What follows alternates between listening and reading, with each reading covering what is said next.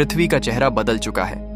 एक ऐसी तबाही जहां बर्फ न सिर्फ सर्दी लाती है बल्कि मौत का पैगाम भी। कल्पना कीजिए, एक ऐसी धरती जो रातों रात बर्फ की चादर में लिपट गई, जहां हर सांस एक जुआ है, हर कदम एक खतरा। अज्ञात कारण से उपजा वो भयानक तूफान जो धीरे धीरे इंसानियत को मिटाने पर तुला। अब इकलौती कवच, बाहर निकलना मतलब मौत की गोद में समाना। क्या इंसान इस हिमयुग को झेल पाएगा? क्या पृथ्वी फिर से हरी भरी होगी या हमेशा के लिए बर्फ की कैद में कैद रहेगी? यही सवालों का तूफान इस मूवी की रगों में दौड़ता है। तो चैनल सब्सक्राइब करते हुए इस ठंडे रहस्यमयी सफर पर निकल पड़ें, जहां हर पल एक जंग है, हर उम्मीद एक चमत्कार। कहानी की शुरुआत होती है एक वीरान बर्फीली धरती से, जहां सूरज की किरणें भी ठंडी सुइयों की तरह चुभती हैं, जहां नजर दौड़ाओ सिर्फ अनंत सफेदी, न कोई हरियाली न कोई हलचल। कुछ महीने पहले का वो काला अध्याय अभी भी सांस ले रहा था। एक वैश्विक हिमतूफान जो न सिर्फ बर्फ लाया बल्कि उसके साथ घुली विषैली गैस ने आधे मानव जाति को निगल लिया। तूफान एक साथ पूरे ग्लोब पर टूट पड़ा, दिनों तक गरजता रहा और पृथ्वी को बर्फ की कब्र में बदल दिया। शहर खाली, सड़कें सन्नाटे में डूबी, इंसान घरों के कोनों में सिकुड़े। कैमरा अब फोकस करता है एक अकेले फिगर पर, एक आदमी सेफ्टी सूट में लिपटा, मास्क से सांसें लेता, खाली सड़कों पर रेंगता। उसके हाथ में डिटेक्टर, आंखों में भूख और डर। आसपास न कोई साथी न कोई आवाज, सिर्फ बर्फ की सिसकारी। वो रुकता है एक जमे हुए शव को देखकर और बुदबुदाता, कितने ही ऐसे, कितने ही। लेकिन कहानी पीछे लौटती है, आज से महीनों पहले, जब दुनिया अभी नॉर्मल थी। फ्लैशबैक, समुद्र की गोद में एक लग्जरी बोट, जहां युवा लड़कियां पार्टी के रंग में रंगी। शहर से कोसों दूर वो अपनी जिंदगी जी रही थीं। लेकिन अचानक किनारों पर लाइट्स झपकने लगीं, पूरी बिजली गायब। फिर आकाश में वो जादुई रोशनी, ऑरोरा जैसी, लेकिन गलत जगह, गलत समय पर। ठंडे ध्रुवों की वो चमक, यहां गर्म समुद्र तट पर। लड़कियां सिहर उठीं। ये क्या, नॉर्दर्न लाइट्स? लेकिन यहां कैसे? एक ने हंसकर कहा, लेकिन हंसी फीकी पड़ गई। एक लड़की बोट के कंट्रोल रूम में दौड़ी इंजन स्टार्ट करने को, लेकिन स्क्रीन्स ब्लैक, बटन बेकार। कुछ काम नहीं कर रहा, चीखी वो। तभी डेक पर धमाका, दो दोस्त नीचे लुढ़क गईं। बर्फ की चादरें ऊपर से बरसने लगीं, लेकिन ये बर्फ नॉर्मल न थी। ग्लास के पार झांक कर वो देखती है, दोस्तें जम चुकी, चेहरे पर दर्द की आखिरी रेखा, सांसें थम चुकी। नहीं, गॉड नो। अकेली बची वो बोट एक तैरते कब्रिस्तान में बदल गई। कैमरा स्पेन की हलचल भरी सड़कों पर घूमता है, जहां गुस्से की लहरें उफान मार रही हैं। शहर के लोग सड़कों पर उतर आए हैं। वजह, वो काली रात जब पूरे शहर की बिजली एक झटके में गायब हो गई और अब तक हालात सुधरे नहीं। बिजली का राशन इतना कटा कि घरों में लाइटें टिमटिमा रही हैं, फ्रिज बंद, जिंदगी रुकी। हमारी बिजली लौट आओ, ये अन्याय है, चीखें गूंज रही हैं। इसी भारी जाम में फंसी एक सेडान कार है, जहां जॉन स्टीयरिंग पर झुका, चेहरा तनावग्रस्त लेकिन आंखों में एक चिंगारी। वो अपनी पत्नी इलाना और बेटी क्लारा को घर सुरक्षित पहुंचाने के बाद पुराने दोस्तों की पार्टी के लिए निकला था। बस थोड़ी देर और मजे करेंगे, वो खुद से बुदबुदाया, लेकिन जाम ने सब बर्बाद कर दिया। वो घंटों फंसा रहा, फोन पर माफी मांगता। आखिरकार अल्फ्रेडो के घर पहुंचा, दरवाजा खटखटाया। अंदर दोस्त इकट्ठे, हंसी मजाक, लेकिन टीवी पर न्यूज चैनल चालू, एक भयानक हेडलाइन, मेगा फैक्ट्री में भीषण आग, टॉक्सिक गैस लीक, अगर फैली तो लाखों जिंदगियां खतरे में। एंकर की आवाज कांप रही, ग्राफिक्स में लाल चेतावनी। जॉन ने झुककर देखा, फिर हंस पड़ा। अरे यार, ये सब क्या बकवास, पार्टी का टाइम वेस्ट मत करो, आओ गेम्स खेलें, लाइफ छोटी है। सब हामी भरे, टीवी बंद, कार्ड्स बिछे, ड्रिंक्स का ऑर्डर, डिलीवरी बॉय विसन आया, बोतलें थमाई, एंजॉय। लेकिन अचानक अंधेरा, लाइट्स गायब। ये समस्या सिर्फ उनके शहर की न थी, पूरी धरती पर ब्लैकआउट का साया मंडरा रहा था। अचानक घर के अंदर का माहौल एक कर्कश चीख से कांप उठा। एना, अल्फ्रेडो की पत्नी, खिड़की की ओर दौड़ी। ओह नो, विसेन, वो मर गया। उसकी चीख इतनी तेज थी कि सबके कान गूंज गए। जॉन और बाकी दोस्त, रूशो, अल्फ्रेडो हड़बड़ा कर दौड़े। बाहर फुटपाथ पर वो दृश्य, विसेन, अभी अभी ड्रिंक्स थमाने वाला मुस्कुराता लड़का, अब एक स्थिर लाश बन चुका था। उसका चेहरा नीला पड़ गया था, आंखें खुली लेकिन बेजान, सांसें थम चुकी। और सबसे भयावह, आकाश से बर्फ के कण बरस रहे थे, उसके शरीर पर जमते हुए, जैसे मौत का कोई क्रूर श्रृंगार। सब सिहर उठे। बर्फ यहां गर्मियों में? जॉन की आवाज कांपी। स्पेन का ये इलाका जहां सालों से धूप की लहरें चलती रहीं, जहां बर्फ का नाम लेना भी हंसी का विषय था, अब ये बर्फ कहां से? डर ने सबके चेहरे कठोर कर दिए। लेकिन ये कोई साधारण बर्फ न थी। वो सीन देखते ही सबकी समझ में आ गया। विसेन का शरीर, वो नीला रंग, सांसों का अभाव, ये विष का प्रभाव था। ये पॉइजन गैस मिक्स्ड स्नो। एना ने तुरंत पकड़ा। उसकी आंखें तीखी। देखो वो कण चमक रहे हैं, टॉक्सिक। अगर अंदर घुसी तो हम सबके चेहरे पीले पड़ गए। एना ने कमान संभाली। जल्दी दरवाजे, खिड़कियां, हर दरार सील करो। टेप, चादरें जो भी हो लगाओ। बर्फ अंदर ना आए वरना मौत पक्की। घर एक युद्ध क्षेत्र बन गया। सब दौड़ भाग, टेप लपेटते, दरवाजों पर चादरें ठूंसते, खिड़कियों पर प्लास्टिक चिपकाते। अल्फ्रेडो को छोड़ बाकी दोस्तों के दिल परिवारों पर अटके। मेरी बीवी, बच्चे अकेले घर पर। Phone screen blank, computers dead. कैसे बताएं, वो तो मर जाएंगे। सबसे ज्यादा बेचैन रूशो, उसके चेहरे पर पसीना, आंखें लाल। मेरा घर, जाऊंगा बचाऊंगा। वो एक पुरानी जैकेट सिर पर ओढ़े दरवाजा खोलने को लपका। सब चिल्लाए, रुक रूशो, पागल मत हो, विसेन की तरह। लेकिन वो न माना, धक्का देकर बाहर चला गया। सब खिड़की पर ठिठके, प्रार्थनाएं मांगी, गॉड बचा ले। लेकिन थोड़ी देर में वही दृश्य, बर्फ गिरी, रूशो लड़खड़ाया गिर गया। विष ने काम किया, नीला चेहरा, स्थिर शरीर। डर ने घर को जकड़ लिया। चिंता के घने बादल में दरवाजे पर खटखट। सब सतर्क, हाथ में हथियार थामे, धीरे से झांका और दरवाजा खोला। एक लड़की कांपती हुई डिलीवरी बैग लटकाए। हेल्प, अंदर आने दो। लड़की बताती है कि उसकी डिलीवरी वाली बाइक खराब हो गई थी, जिस कारण वह यहाँ के किसी सड़क किनारे फंस गई, और सौभाग्यवश उसके पास एक वाटर शील्ड था, जिसके कारण जब बर्फ गिरना शुरू हुई तो उसने सिर्फ ठंड से बचने के लिए शील्ड को अपने ऊपर रखा। लेकिन तुरंत ही उसने अपनी आंखों के सामने कुछ लोगों को मरते देखा और समझ गई कि बर्फ में कोई विषैला गैस है। लेकिन वाटर शील्ड की वजह से वह बच गई। अल्फ्रेडो के घर के पीछे एक पुराना गैरेज था। लड़की ने ठीक उसी गैरेज के रास्ते से चुपके चुपके अपनी जान बचाते हुए घर में दाखिल होने का रास्ता बनाया था। उसके चेहरे पर अभी भी वो भय की छाया मंडरा रही थी, सांसें भारी, लेकिन आंखों में एक चिंगारी बचने की। सबने उसे देखा और जॉन के दिमाग ने पता लगा लिया कि बचना कैसे है। ये शील्ड, ये काम कर गई। अगर शरीर को पूरी तरह ढक लिया जाए तो विष से बचा जा सकता है। जॉन का दिल जोरों से धड़का। उसकी पत्नी इलाना और बेटी क्लारा, वो घर जहां वो अकेली थीं, अब मौत के मुंह में। मैं भी ऐसा ही करूंगा, घर जाऊंगा, उन्हें बचाऊंगा। ये लड़की ने साबित कर दिया, कवरिंग ही कवच है। सबकी नजरें उस पर टिकीं, आशा की एक किरण। लेकिन फैमिली के लिए बाहर कदम रखना, वो जोखिम, वो अनजाना विष, सोचना भी भयानक था। जॉन ने तुरंत अल्फ्रेडो के गैरेज की ओर कदम बढ़ाए। कार स्टार्ट करूंगा, घर पहुंच जाऊंगा। लेकिन गैरेज में सन्नाटा। हर कार एक मृत योद्धा की तरह खड़ी, इंजन खामोश, बैटरी ठंडी। चाबियां घुमाई, लेकिन न कोई गुर्राहट, न कोई जीवन। सब डेड। बिजली गायब, इलेक्ट्रॉनिक्स ने धोखा दिया। जॉन का चेहरा लटक गया। कल रात वाली उसकी कार, वो तो घर से दूर दूसरे गैरेज में पार्क थी। अब वो रास्ता विष का जाल था। अल्फ्रेडो ने जॉन का हाथ थामा। रुको, अंदर आओ, हम कुछ बनाएंगे। एक सूट पुराने सामान से और एक गैस मास्क थामा, जो अल्फ्रेडो का पुराना स्टॉक था। सांस फिल्टर करेगा, गैस अंदर नहीं जाएगी। सूट तैयार, एक अजीब लेकिन मजबूत कवच। जॉन ने पहना, आईने में देखा, एक योद्धा मौत से जंग के लिए। सबकी आंखें नम। सुबह की पहली रोशनी के साथ जॉन ने सबको अलविदा कहा और यह वादा किया कि वह अपनी पत्नी और बेटी को लेकर जल्द ही लौटेगा। सब अंदर से डर और उम्मीद के बीच जॉन को बाहर निकलते देखते हैं। सौभाग्य से सेफ्टी सूट काम करता है। जॉन जहरीले हिमपात से बच जाता है।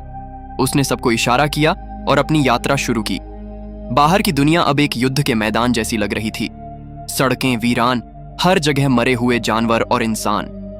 उसने एक बिजली के टॉवर पर एक इलेक्ट्रिशियन की लटकी हुई लाश भी देखी, जो शायद बिजली ठीक करने आया था, और वहीं मर गया। जॉन अपनी यात्रा जारी रखता है और एक रेलवे लाइन के पास पहुंचता है। वहां एक ट्रेन खड़ी थी, जिसके डिब्बों में बहुत सारे लोग बंद थे। जब हिमपात शुरू हुआ तो उन्होंने खुद को बंद कर लिया था। अब वे अंदर खाने के बिना और बाहर जहरीली बर्फ के कारण मर रहे थे। जॉन उन्हें बस एक बोतल पानी ही दे पाता है और वादा करता है कि वह मदद के लिए वापस आएगा। जॉन आखिरकार अपनी बिल्डिंग तक पहुंचता है, जहां उसे और भी कई शव मिलते हैं। वह 10वीं मंजिल पर अपने अपार्टमेंट में पहुंचता है और अपनी पत्नी इलाना को सुरक्षित देखकर खुश होता है, मगर उसकी खुशी जल्द ही गम में बदल जाती है। उनकी बेटी क्लारा घर पर नहीं है। वह पिछली रात अपनी दोस्तों के साथ पार्टी करने गई थी, वही पार्टी जो हमने बोर्ड पर देखी थी। अब कोई संचार माध्यम न होने के कारण क्लारा का पता लगाना असंभव था। इलाना टूट जाती है, पर जॉन उसे दिलासा देता है कि वह क्लारा के स्कूल जाकर उसके दोस्तों के पते ढूंढेगा और उसे किसी भी हाल में वापस लाएगा। इसी बीच बिल्डिंग के कुछ लोगों ने जॉन को सेफ्टी सूट पहने बाहर आते हुए देख लिया था। उन्होंने चार्ली नाम के आदमी को, जिसे उन्होंने अपना लीडर बना रखा था, यह बात बताई। जैसे ही जॉन इलाना के साथ अपार्टमेंट से बाहर निकलता है, चार्ली और उसके लोग बंदूकें लिए उनका रास्ता रोकते हैं। वे जॉन से उसका सूट और मास्क, अपनी बेटी को बचाना है, लेकिन वे सुनने को तैयार नहीं थे। अपनी बेटी को बचाने की बेचैनी में जॉन गन निकालकर सबको डराता है और इलाना को लेकर भाग निकलता है। चार्ली और उसका गिरोह उनका पीछा करते हैं। जॉन और इलाना एक निचले अपार्टमेंट में छिप जाते हैं और चार्ली के लोग दरवाजा तोड़ने लगते हैं। जॉन जानता था कि वे फंस चुके हैं और उनके पास सिर्फ एक सेफ्टी सूट है। वह अपनी पत्नी और बेटी के जीवन को बचाने के लिए एक कठिन फैसला लेता है। वह इलाना को सूट पहनाता है और उसे तुरंत क्लारा के स्कूल जाने का निर्देश देता है। इलाना उसे छोड़कर नहीं जाना चाहती, लेकिन जॉन जोर देता है कि उसे बेटी के लिए सुरक्षित रहना होगा। जैसे ही इलाना बाहर निकलती है, चार्ली के लोग दरवाजा तोड़ देते हैं। जॉन खुद को बचाने के लिए एक प्लास्टिक बैग को मास्क की तरह पहनता है और अपार्टमेंट की एक खिड़की का कांच तोड़ देता है। जहरीली बर्फ तुरंत अंदर गिरना शुरू हो जाती है। चार्ली और उसके लोग डरकर भाग जाते हैं, लेकिन प्लास्टिक बैग में ऑक्सीजन तेजी से खत्म हो जाती है। जॉन जिंदा तो बच जाता है, पर सांस न ले पाने के कारण वहीं बेहोश हो जाता है। जब जॉन की आंख खुलती है तो वह खुद को एक कार के अंदर पाता है। उसके साथ अल्फ्रेडो, उसके दोस्त और उसकी पत्नी इलाना भी थीं। अल्फ्रेडो ने बताया कि वह पुलिस स्टेशन गया था, जहां से उसने कई सेफ्टी सूट और मास्क जुटाए। वे सब जॉन और इलाना को लेने आ रहे थे। तभी उन्हें रास्ते में इलाना मिली और फिर उन्होंने बेहोश जॉन को कार में बैठाया। जॉन की जान बच गई थी। वे सब मिलकर वापस अल्फ्रेडो के घर लौटते हैं, लेकिन रास्ते में किसी ने ध्यान नहीं दिया कि आकाश में एक अजीब जलती हुई रोशनी दिखाई दे रही थी, जो उल्का पिंड जैसी लग रही थी। यह इस बात का संकेत था कि आगे और भी बड़ा और भयानक खतरा आने वाला है। अल्फ्रेडो के घर पर पहुंचकर वे आगे की योजना बनाने लगते हैं। तभी वे देखते हैं कि एक आदमी उनके घर की तरफ आ रहा है। वे सतर्क होकर उस पर बंदूक तान देते हैं। वह आदमी बोनीतो था, जिसका उस इलाके में हार्डवेयर का स्टोर था और अल्फ्रेडो उसे पहचानता था। बोनीतो ने बताया कि वह आसपास एक समूह के साथ सरवाइव कर रहा है, पर वहां खाने पीने की भारी कमी हो गई है। अल्फ्रेडो ने बोनीतो को जमा किया हुआ कुछ खाना और पानी दिया, पर साफ कह दिया कि अब हर किसी को अपनी जान की फिक्र करनी होगी। बोनीतो उनका धन्यवाद करके चला जाता है। इसी बीच उनके समूह का एक सदस्य किसी को बताए बिना गैरेज की एक कार ठीक करता है और अपनी फैमिली को ढूंढने निकल जाता है। रास्ते में आकाश में वही उज्जवल रोशनी दिखाई देती है। यह रोशनी इतनी तेज होती है कि वह आदमी अपनी आंखें खोलकर देख भी नहीं पाता। उसका ध्यान भटकता है और वह एक बड़े एक्सीडेंट में मारा जाता है। जॉन और इलाना अपनी बेटी क्लारा को ढूंढने के लिए बेचैन थे। रात होने पर और बर्फबारी की रफ्तार बहुत तेज होने के बावजूद वे दोनों सबको अलविदा कहकर सेफ्टी सूट पहनकर क्लारा को खोजने के लिए निकल पड़ते हैं। यह इस तबाह हो चुकी दुनिया में अस्तित्व की सबसे बड़ी और खतरनाक जंग की शुरुआत थी, जहां हर कदम पर मौत खड़ी थी और उनका एकमात्र लक्ष्य था अपनी बेटी को जिंदा वापस लाना। जॉन और इलाना का अपनी बेटी क्लारा को खोजने का मिशन अब उस भयानक बर्फीले तूफान में और भी खतरनाक हो चुका था, जहां सड़कों पर जहरीली बर्फबारी से देखना भी मुश्किल था। सौभाग्य से उन्हें एक ठीक ठाक कार मिल गई। जैसे ही वे कार की जांच कर रहे थे, उन्हें अन्य सर्वाइवर्स की कारों की आवाज सुनाई दी। ये कोई मददगार लोग नहीं थे, बल्कि हिंसक लुटेरों के समूह थे जो बचे हुए घरों और दुकानों को लूट रहे थे। जॉन और इलाना छिप गए और महसूस किया कि इस तबाह दुनिया में सिर्फ प्रकृति ही दुश्मन नहीं है, बल्कि इंसान भी इंसान का दुश्मन बन गया है। ये लुटेरे पानी और खाने के लिए किसी को भी मारने में संकोच नहीं कर रहे थे। किसी तरह वहां से बचकर वे क्लारा के स्कूल पहुंचे और उसके दोस्तों के पते निकाले। जब वे वापस जा रहे थे तो उन्हें स्कूल की कैंटीन से एक आवाज सुनाई दी। अंदर जाकर देखा तो एक छोटा बच्चा पावलो फंसा हुआ था। स्कूल के बच्चे शरारत में उसे 2 दिन पहले बंद कर गए थे। कैंटीन में होने के कारण उसे खाने पीने की दिक्कत नहीं हुई थी, लेकिन वह बहुत डरा हुआ था। जॉन ने उसे शांत किया और बाहर की भयावह सच्चाई बताई। पावलो ने जब अपने मृत सहपाठियों को देखा तो वह डर से कांप उठा। जॉन और इलाना पावलो को लेकर उसके घर पहुंचे, लेकिन वहां पावलो के माता पिता मृत पाए गए। यह सदमा पावलो को बीमार कर गया। जॉन और इलाना पावलो के लिए फार्मेसी के बाहर उन्होंने एक गर्भवती महिला को देखा। दया दिखाते हुए जॉन ने दरवाजा खोला और उसे अंदर आने दिया। यह एक जाल था। उस महिला के साथ उसका पूरा लुटेरा गिरोह था। उन्होंने जॉन और इलाना पर बंदूक तान दी, उनकी गाड़ी की चाबी छीन ली और उन्हें एक बाथरूम में बंद कर दिया। सौभाग्य से पावलो कहीं छिपा हुआ था और उसने चुपके से आकर उन्हें आजाद कर दिया। अपनी गाड़ी खोकर उन्हें फिर से पैदल ही निकलना पड़ा। अल्फ्रेडो ने एना के साथ सुरक्षित आइलैंड जाने का निर्णय लिया। उन्होंने रेडियो, एंटीना और कंपास को ठीक करने की कोशिश की ताकि आइलैंड का रास्ता और जानकारी मिल सके, पर कोई भी उपकरण काम नहीं कर रहा था, शायद हिमपात के कारण उत्पन्न हुए इलेक्ट्रोमैग्नेटिक डिस्टर्बेंस की वजह से। जॉन, इलाना और पावलो पैदल ही सफर कर रहे थे। उन्हें कड़ाके की ठंड लग रही थी।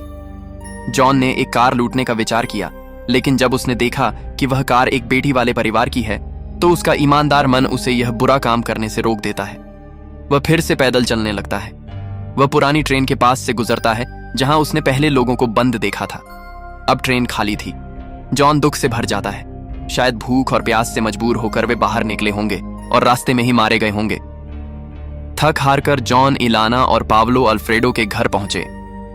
अल्फ्रेडो ने जॉन को समझाया कि क्लारा के जीवित होने की संभावना बहुत कम है और उसे अब उनके साथ सुरक्षित आइलैंड चलना चाहिए। इस पर दोनों दोस्तों के बीच गहरी बहस हुई। आखिरकार वे इस नतीजे पर पहुंचे कि जॉन और इलाना क्लारा को ढूंढेंगे और अल्फ्रेडो अपनी टीम के साथ आइलैंड के लिए रवाना होगा। लेकिन अल्फ्रेडो अपने प्रिय दोस्त को अकेला नहीं छोड़ना चाहता था। अगले दिन सुबह बाजार से राशन लाते समय उसने निर्णय लिया कि वह भी जॉन के साथ क्लारा को ढूंढने जाएगा। वह इलाना की जगह जॉन को अपने साथ। सैनिकों ने उन्हें तुरंत वहां से दूर रहने का आदेश दिया। जॉन और अल्फ्रेडो को शक हुआ कि सैनिक कुछ छिपा रहे हैं, इसलिए वे छिपकर उनका पीछा करने लगे। जब सैनिकों ने उन्हें देखा तो बिना कुछ समझे गोलीबारी शुरू कर दी। भागने की कोशिश में उनकी गाड़ी जोर से पलट गई। यहीं उन्हें पता चला कि सैनिक क्या छिपा रहे थे। ब्लॉक की गई सड़क के पीछे कई भयानक राक्षस जैसी क्रिएचर्स, जीव थे जो सैनिकों पर हमला कर रहे थे। जॉन और अल्फ्रेडो डर के मारे उलटी हुई गाड़ी के पीछे छिप गए। क्रिएचर्स ने उन्हें ढूंढ लिया और उनका पीछा करना शुरू कर दिया। भागते भागते वे काफी दूर आ गए। तभी एक आदमी ने उन्हें चर्च के अंदर आने के लिए कहा और छत से आग फेंक कर क्रिएचर्स को दूर भगाया। चर्च के अंदर कई और सर्वाइवर्स थे। चर्च के एक व्यक्ति ने उन्हें छत पर ले जाकर आसमान में जलती हुई आग जैसी चीजें दिखाईं। ये एलियन स्पेसशिप थे। उसने बताया कि जब से ये जहाज दिखने लगे तभी से ये क्रिएचर्स भी पृथ्वी पर आ गए हैं। अब खतरा सिर्फ बर्फ नहीं बल्कि परग्रही जीव भी थे। रात होते ही जॉन और अल्फ्रेडो ने अपनी टीम को सतर्क करने के लिए लौटने का फैसला किया, पर चर्च के लोगों ने उन्हें दरवाजे खोलने से मना कर दिया। क्रिएचर्स को पता चल जाता कि यहाँ लोग हैं। उन्हें रात वहीं बितानी पड़ी। रात को जॉन ने बाहर देखा और पाया कि सैकड़ों क्रिएचर्स चर्च को घेरे हुए थे। उनकी संख्या तेजी से बढ़ रही थी। जॉन ने सबको जल्दी से भागने के लिए तैयार रहने को कहा। उन्होंने अनुमान लगाया कि शायद रात में क्रिएचर्स सोते हैं, इसलिए इस मौके का फायदा उठाना होगा। वे पूरी सावधानी से बिना कोई आवाज किए बाहर निकले। जॉन उन्हें एक ऐसी सड़क से ले गया जहां क्रिएचर्स नहीं थे, लेकिन वहां एक ऊंची दीवार थी। जॉन और कुछ लोग दीवार तोड़ने लगे, जबकि बाकियों को एक बस में छिपने को कहा गया। बस के अंदर एक छोटा बच्चा रोने लगा। रोने की आवाज सुनकर तुरंत क्रिएचर्स बस को घेरने लगे। इस भयानक क्षण में एक बुजुर्ग दंपति ने बलिदान देने का फैसला किया। वे सीधे चर्च की छत पर गए और जोर जोर से घंटी बजाने लगे। क्रिएचर्स का ध्यान बस से हटकर उनकी ओर चला गया और वे उनकी ओर दौड़ने लगे। बाकी सब की जान बचाने के लिए उन बुजुर्गों ने आखिरी बार एक दूसरे को गले लगाया। जॉन और उसके साथी दीवार नहीं तोड़ पाए, इसलिए वे कार के ढेर के पास पहुंचे और किसी तरह एक कार निकाल ली। क्रिएचर्स अब उनकी ओर आ रहे थे। जॉन ने गोलीबारी शुरू की और सबको कार में बिठाकर तेजी से वहां से निकल गया। जॉन और अल्फ्रेडो सुरक्षित घर पहुंचे। सबसे बड़ा सरप्राइज उनका इंतजार कर रहा था। उनकी बेटी क्लारा जिंदा थी और घर पर मौजूद थी। क्लारा उन्हें ढूंढते हुए अल्फ्रेडो के घर पहुंची थी। जॉन और इलाना ने चैन की सांस ली और अपनी बेटी के साथ आराम किया।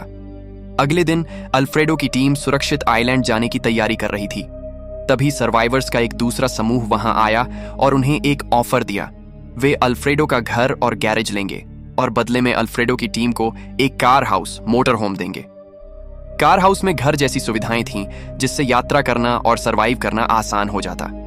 अल्फ्रेडो ने तुरंत हाँ कर दी और वे अपना सामान कार हाउस में शिफ्ट करने लगे। क्लारा हालांकि वापस आ चुकी थी पर बहुत अजीब व्यवहार कर रही थी। सभी ने सोचा कि शायद वह बीमार है। वे सब अपनी होम कार लेकर रवाना हो गए। कुछ घंटों बाद वे समुद्र के पास पहुंचे जहां से उन्हें आइलैंड जाना था, लेकिन मौसम के तेजी से बदलने के कारण समुद्र का पानी बहुत नीचे उतर चुका था। अब वे नाव से नहीं जा सकते थे। शाम होने पर उन्होंने रात बिताने के लिए एक शॉपिंग मॉल में शरण ली। वहां उन्हें पता चला कि यह मॉल अब एक सर्वाइवर शरणार्थी शिविर बन चुका है। जॉन ने चर्च से जिन लोगों को बचाया था वे भी यहीं थे। यहाँ सब एक दूसरे की मदद और सहयोग से जिंदा रहने की कोशिश कर रहे थे। शॉपिंग मॉल में रात मानकर अनदेखा कर दिया और थक कर सो गए। अगली सुबह जॉन की नींद चीख पुकार से खुली। उसने बाहर जाकर देखा तो अविश्वसनीय दृश्य था। जहरीला हिमपात पूरी तरह से रुक चुका था थी। अब लोग बिना किसी सेफ्टी सूट के बाहर निकल सकते थे। उन्हें कोई नुकसान नहीं हो रहा था। ऐसा लग रहा था मानो जहर हवा से पूरी तरह से खत्म हो गया हो।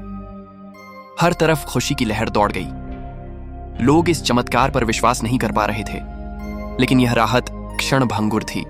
ठीक उसी समय लुटेरों का एक हिंसक गैंग मॉल पर धावा बोल देता है और अंधाधुंध गोलीबारी शुरू कर देता है। सभी अपनी जान बचाने के लिए भागने लगते हैं। जॉन ने तुरंत अपनी बंदूक उठाई और अपनी टीम तथा अन्य सर्वाइवर्स को बचाने के लिए अकेले ही गैंग से भिड़ गया। सौभाग्य से उसी समय आर्मी के जवान वहां पहुंच गए। उन्होंने गैंग पर हमला किया और सर्वाइवर्स को सुरक्षित बाहर निकाला। आर्मी के जवान सभी सर्वाइवर्स को एक सुरक्षित मिलिट्री कैंप की ओर ले जाते हैं। रास्ते में जॉन और बाकी सब देखते हैं कि सूरज की गर्मी से बर्फ तेजी से पिघल रही है और समुद्र का जल स्तर फिर से सामान्य हो रहा है। कुछ हफ्ते गुजर जाते हैं। जॉन और उसकी टीम समेत सभी सर्वाइवर्स अब मिलिट्री कैंप में एक नई संगठित जिंदगी जी रहे थे। यहाँ सभी लोग मिलकर राशन का इंतजाम करते थे और सैनिक उन्हें मिलिट्री ट्रेनिंग देते थे ताकि वे सब मिलकर उन भयानक क्रिएचर्स का मुकाबला कर सकें और पृथ्वी को सुरक्षित कर सकें। सबसे बड़ी राहत यह थी कि रेडियो और अन्य इलेक्ट्रॉनिक उपकरण धीरे धीरे फिर से काम करने लगे थे।